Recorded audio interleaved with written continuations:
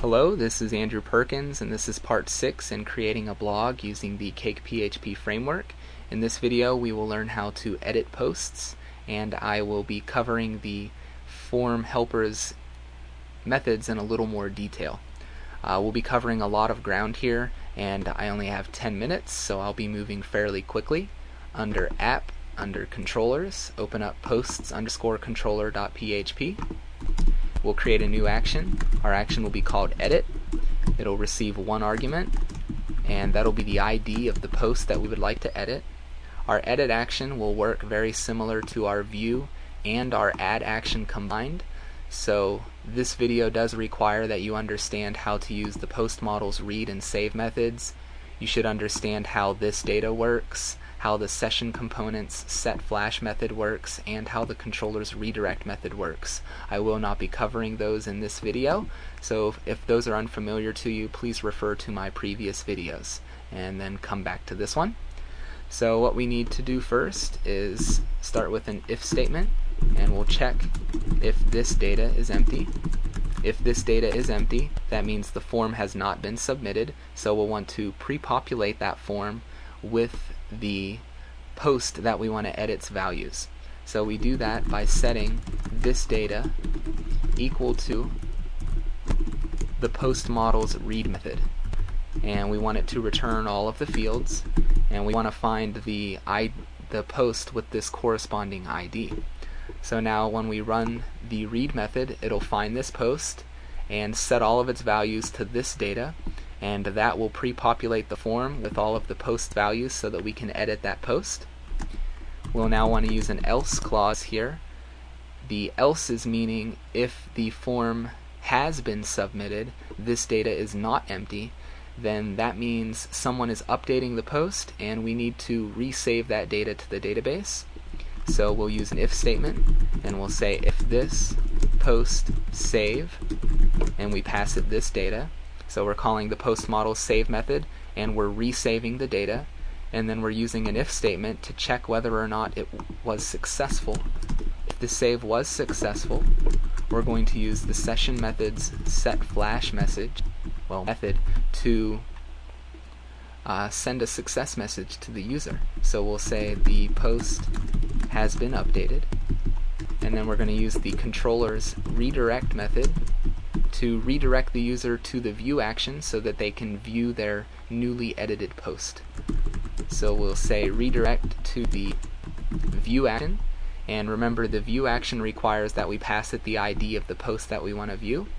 We have the ID of the edited post right here, so we can just pass that in. So now when the post is saved, it will redirect them to the view action and let them view the post that they updated, and they'll receive this message. So that's all we need for the edit action. We'll create its view now. So under app, under views, and under posts, let's create a new file. And our action's named edit, so our view file will be called edit.ctp. We'll create an h2 tag, and we'll say edit post. And we'll open up our PHP tags, and in here we're going to use the Cakephp form helper methods to generate our form. The first one we're going to use is we'll echo out the form object, and we're going to use its create method. The create method will create the form for us, the opening form tag. The first parameter is the name of the model that the form is using. We're using the post model. The second parameter is an array, and it's a key value pair of which action the form should submit to.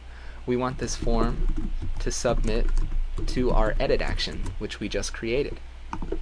We now need to create the form fields so that we can edit our title and our body. We'll do that by echoing out the form object, and we're going to use its input method. The input method takes the field name of the field that you want to edit. So we want to edit the title, and we also want to create an input method so that it generates a form field for our body as well, since we want to edit that. Now the input method works kind of like magic.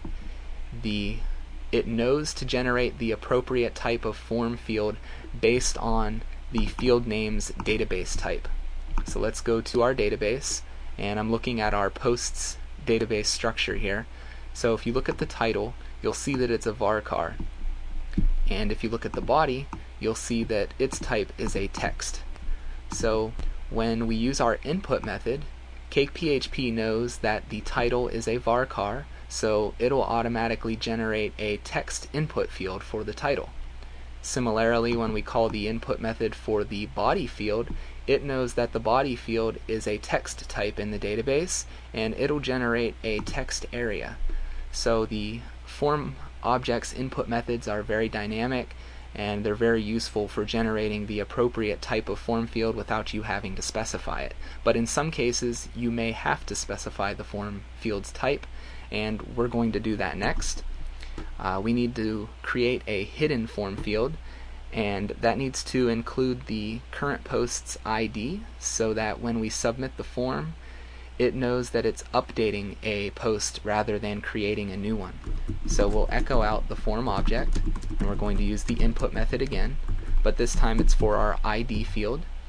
And the way that you specify what type of form field it is by passing in a second parameter. All input fields can take a second parameter as an array, so we pass in an array, and it's a key value pair of the attribute for the HTML element that you want to change. So in this case, we want to set its type attribute equal to hidden. That way now the input method will create a hidden form field. So now we need to close the form and create our submit button. We can do that all in one line by echoing out the form object, and we're going to use the end method. The end method not only closes the form, but it also creates the submit button. If we pass a string to the end method, the string will be the text that appears on the button. So we'll pass it a string of edit post. We'll save that, and we go to our browser, and I already have it up here partly, so we'll type in posts, and we'll access our edit action, and then we can pass it the ID of a post that we would like to view. So for instance, let's edit post number 2. And there you go, you can see our edit page. It generated the form, and it pre-populated the title field with the second post's title and its body. So now we can edit this post, edited, and if we hit edit post, you can see it redirected us to the view action, and we have our flash message saying the post has been updated, and we can see that it has changed. We now have this edited here. So we can go back to our index page, and we can see that we edited the second post, and you can see our edit is showing up here as well. Now it's not very user friendly. The user would have to know to access the edit action and type in the ID of the post. So we'd like to create a third part of our table here and have an edit link for each one of these. So how we'll do that is by editing our posts index page. So in your text editor, under app, under views, and under posts, open up our index.ctp. We'll want to create another table heading, and we'll call this one actions.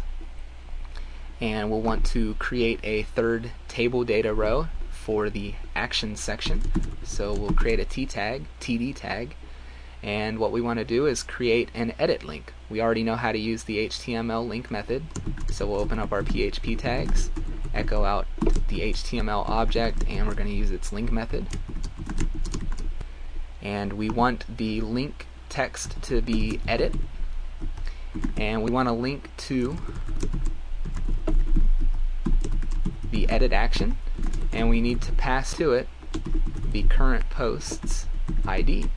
So we'll save that, go back to our browser, refresh the index page. Now you can see we have this action section, and each post has an edit link. So we can try and edit the 7th post here. And there you go, you can see it's pre-populated the title with our new title and its content. Let's edit the title, edited, and hit edit post. And there we go, we can now edit all of our posts, and that is how you edit posts. In the next video we will learn how to delete posts.